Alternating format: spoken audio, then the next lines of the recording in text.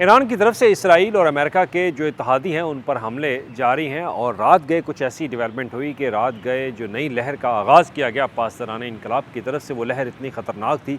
कि क्लस्टर बमों से इसराइल के मुख्तलिफ शहरों पर हमला किया गया। अब ये भी बताया जा रहा है कि इसराइल के अंदर एक नई मुहिम शुरू हो चुकी है वहाँ के वज़ीर आज़म नेतन्याहू के ख़िलाफ़, और वहाँ के अपोजिशन लीडर और जो मेयर हैं तल अवीव के, वो अब ख़िलाफ़ हो गए हैं जनाब नेतन्याहू के,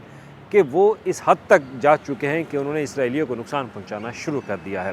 अब इसके बाद ही कुछ शहरी ये भी मौक़िफ़ अख्तियार कर रहे हैं और बताते हैं कि जनाब कुछ शहर तो सफ़ा हस्ती से ईरान ने मिटा दिए, और ये तो हम पहले से कह रहे हैं कि जनाब सोशल मीडिया के ऊपर जो चीज़ें आ रही हैं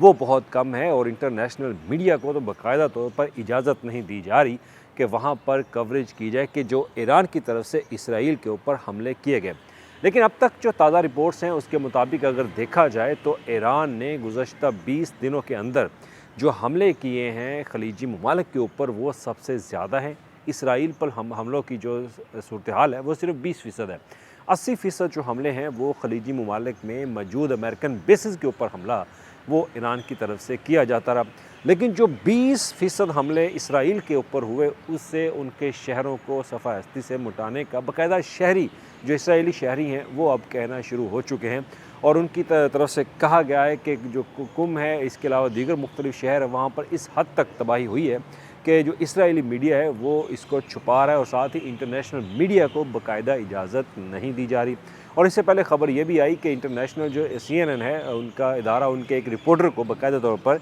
हिरासत में लिया गया इसराइल की जो IDF है उनकी तरफ से, क्योंकि वो कुछ ऐसे एरियाज़ के ऊपर कवरेज कर रहे थे जहाँ पे ईरानी मिसाइलों ने ताबड़तोड़ हमलों के बाद वहाँ पे इतना शदीद नुकसान जो है उनको पहुँचाया।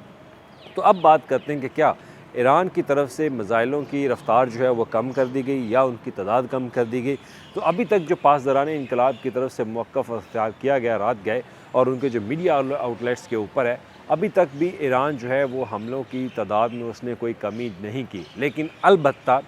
फिर जो ईरान की फ़ज़ाई हदूद है, फ़िज़ा के अंदर जो अमेरिकन और इसराइली जेट तैयारे हैं उन्होंने अपनी परवाज़ बाकायदा तौर पर कम कर दी, क्योंकि ईरान के पास अब दिफाई निज़ाम उनका सिस्टम जो है वो मजबूत हो चुका है, और सिस्टम मजबूत हुआ है और उसी वजह से इसराइल जो है और अमेरिका वो अपने F-35, 18 और 15 जो है उन्होंने उड़ाना बंद कर दिए। और इसकी वजह यह है कि ईरान के पास जो डिफेंस सिस्टम है फ़िज़ा के ऊपर वो बहुत स्ट्रॉन्ग हो चुका है। तो दूसरी तरफ अब ईरान की तरफ से जो नए मिसाइल हमले किए जा रहे हैं उसको अगर देखा जाए तो उनकी रफ़्तार जो है वो बहुत ज़्यादा तेज़ है, और नए से नए तजर्बा जो है वो ईरान की तरफ से किया जा रहा है इसराइल के ऊपर और ख़लीजी ममालिक के ऊपर। अब ईरान की तरफ से बाकायदा ये भी ऐलान किया गया है कि अब वो उन ठिकानों के ऊपर हमला करेंगे जहाँ पर अमेरिकन के फ़ौजी खलीज ममालिक के अंदर होटलों में क़याम पज़ीर है, क्योंकि शहरियों को निकाल कर अब होटलों में क़याम जो है वो किया जा रहा है, क्योंकि उनकी अपनी बेसिस पर तो वो रुक नहीं सकते, बेसिस पर आए रोज़ हमले हो रहे हैं। तो ये भी खबर आई कि ईरान अब उन होटलों को निशाना बनाएगा, और इस पर कहा गया कि जनाब वहाँ से शहरी जो हैं वो फ़ौरी तौर पर निकल जाएँ, क्योंकि वहाँ पर फ़ौजियों ने वहाँ रिहाइश जो है वो आर्जी तौर पर रखी हुई है, तो वहाँ सारा सिस्टम जो है वो कंट्रोल करते हैं, तो लिहाजा अब उन होटलों को नुकसान जो है वो पहुँचाया जाएगा। क्योंकि ईरान ने वाज़ह तौर पर कहा था कि जहाँ जहाँ अमेरिकन बेसिस होंगी वहाँ पर हमला जो है वो ईरान की तरफ से IRGC की तरफ से किया जाएगा, और इस पर वाज़ह तौर पर उन्होंने इसका सबूत पेश किया कि मुख्तलिफ़ ऐसे मुकामात थे जहाँ पर अमेरिकन फ़ौजी छुप रहे थे, वहाँ पर उन्होंने आर्जी क़याम रखा, तो वहाँ पर भी हमला जो है वो किया गया। और दूसरी तरफ क्योंकि अमेरिका जो है परेशान है इस वजह से, क्योंकि ईरान की तरफ से जो मिसाइल दागे गए उनकी रेंज जो है वो बहुत ज़्यादा है। अभी कल ही की बात है कि जो उनके वज़ीर जंग है वो कहते हैं कि ईरान तो कहता था कि उनके पास 2000 मिसाइल है, और इससे पहले उन्होंने ये भी कहा कि उनकी जो बहरा हिंद के अंदर जो बेस है उस पर तो कोई हमला ही नहीं हुआ। लेकिन कल वज़ीर जंग ने बाकायदा इस बात की तस्दीक की कि 4000 किलोमीटर दूर उनकी जो एक बेस है बहरा हिंद के अंदर, जो ख़ास तौर पर बरतानिया की टेरिटरी में आती है, वहाँ पर हमला जो है वो किया गया, वहाँ पर मिसाइल पहुँचे, लिहाजा उनको इंटरसेप्ट जो है वो किया गया। तो दूसरी तरफ अब ईरान के ऊपर इस बात के ऊपर भी पाबंदी लगाई जा रही है कि वो 2000 किलोमीटर से ज़्यादा रेंज तक अपने मिसाइल जो है वो नहीं बना सकता, लेकिन ईरान ने कहा कि वो अपने मिसाइल जो है वो जारी रखेंगे। अब सिचुएशन इस हद तक गंभीर हो चुकी है कि अब अमेरिका अगर बयानात की हद तक देखा जाए तो वो बयानात दे रहे हैं कि ईरान उनसे मिन्नतें जो है वो करे, तो ईरान कोई मिन्नतें नहीं कर रहा।